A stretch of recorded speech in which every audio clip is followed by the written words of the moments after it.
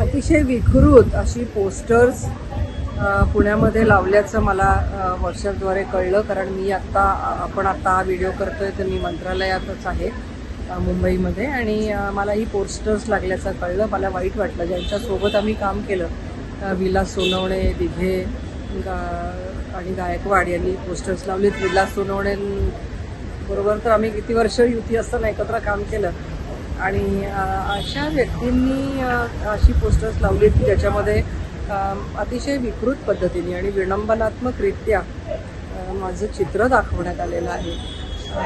मस्तानीसारखा किंवा त्याच्याही पेक्षा घाणेरडा असा, म्हणजे तो घाणेरडा असं नाही म्हणत, पण तो असा एक विचित्र पेहराव असं मला दाखवण्यात आलेला आहे. किती कड्या शब्दात निंदा करावी ती कमीच आहे.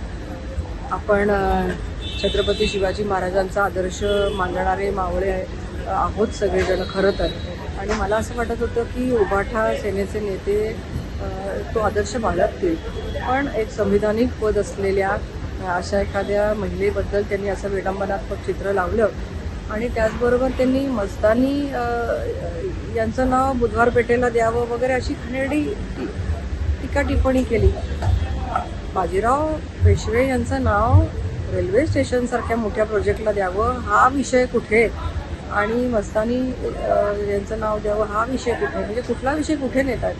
इतिहासाचा अभ्यास करायचा नाही, कशाचं काही घेणं देणं नाही. पुण्यासारखा मोठा इतिहास असलेली हे शहर आहे, तर अनेक ऐतिहासिक मोठ्या गोष्टींना आपण ही नावं वेगवेगळी छान देतो की ज्याच्यात उच्चारातून आपल्यालाही काही प्रेरणा मिळेल. जसं की पुणे विद्यापीठाचं नाव आपण क्रांतीज्योती सावित्रीबाई फुले यांच्या नावावरून देण्यात आलं. एअरपोर्टचं नाव आपण जगद्गुरू संत तुकाराम महाराज यांच्या नावाने देण्यात आलं. अशी आपण नावं देतोय. का नावं देतोय? की यांच्या नावाच्या उच्चाराने आपल्याला सुद्धा ती प्रेरणा मिळेल आणि त्यांचं कार्य त्यानिमित्ताने पुन्हा एकदा स्मरणात येईल. श्रीमंत बाजीराव पेशवे हे छत्रपतींच्या साम्राज्याचे पंतप्रधान होते. साम्राज्य छत्रपतींचं होतं, आदर्श छत्रपतींचा होता. छत्रपती शिवाजी महाराज हे आपलं आराध्य दैवत आहे. त्यांनी महिलांचा कसा सन्मान केला हे आपण पाहिलं, त्याचा आपण उच्चार करतो, त्याचं अनुकरण नको का करायला? मी माझ्या पक्षातल्या वरिष्ठांशी नक्कीच संपर्क करीन, परंतु ही विकृती आहे. मला महाराष्ट्रातल्या सगळ्यांना एक विनंती करायची की कुठलेही थोर पुरुष आहे ते जातीच्या दृष्टिकोनातून, जातीच्या चष्म्यातून नका बघू. आपल्याला सगळा हिंदू एक करायचा आहे. ब्राह्मण काय, मराठा काय, ओबीसी काय, बीसी काय, हे सगळे आपल्याला एकत्र करायचे आहेत आणि आपल्याला परकीय शक्तींशी लढायचं आहे. अशा रीतीने आपण आपापसात जर भांडत बसलो तर जे इंग्रजांना करायचं होतं, जे मोगलांनी केलं, त्याचाच आपण इतिहास पुन्हा एकदा आणणार आहोत का? फोडा, जोडा आणि राज्य करा ही इंग्रजांची नीती होती. हेच आता चालू आहे का? आपल्याला एक व्हायचंय की नाही?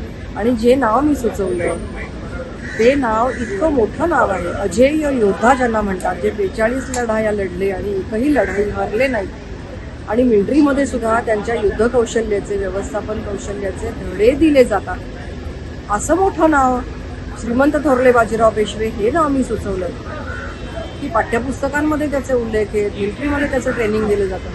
छत्रपती शिवाजी महाराजांच्या हिंदवी स्वराज्याचा, मराठा साम्राज्याचा जर कोणी विस्तार केला असेल तर त्या अनेकांपैकी एक नाव, महत्त्वाचं नाव श्रीमंत थोरले बाजीराव पेशवे हे आहे, की ज्यांना आपण म्हणतो की अटक ते कटक साम्राज्य नेलं आणि अटकेपार झेंडा नेला, असं हे नाव आहे.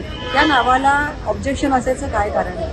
त्याच्यावर टीका व्हायचं काय कारण आहे? त्याला विशिष्ट दृष्टिकोनातून पाहायचं काय कारण आहे? आणि माझे असे विडंबनात्मक फोटो, विडंबनात्मक आणि विटंबनात्मक फोटो लावायचं काय कारण आहे? मला असं वाटतं की संस्कृती विसरले, विकृत दृष्टिकोन यांच्या मनामध्ये विष का लावलं जात आहे.